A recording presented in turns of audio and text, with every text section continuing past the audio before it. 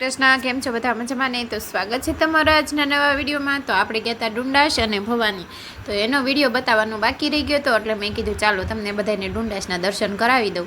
ઘણા અમને પૂછે કે ડુંડાશ કોણ છે, તો મેં કીધું કે મારું પિયર પણ છે અને અમારા દાદાનું મંદિર પણ ત્યાં આવેલું છે.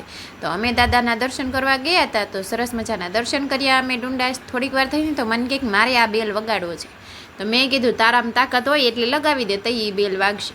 પછી ઘણી મહેનત કરી પણ માંડ બેલ વાગ્યો. પછી અમે અંદર વાવના દર્શન કર્યા, તો વાવ તો સરસ મજાની આખી ભરાઈ ગઈ છે, ખાલી 2 જ પગથિયા બાકી રહી ગયા છે. આ આખી આ વાવ છે ને, એની અંદર અમે ઘણા પગથિયા ઉતરેલા છીએ જ્યારે નાના હતા ને ત્યારે.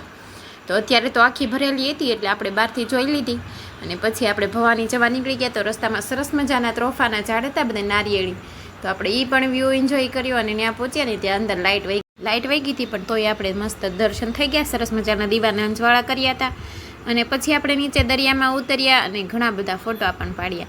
તો અમારી સાથે હતા મારા મામાજીનો છોકરો, સાથે 2 છોકરીઓ હતી મારા મામાજીની, અને અમે બધાએ ગયા હતા.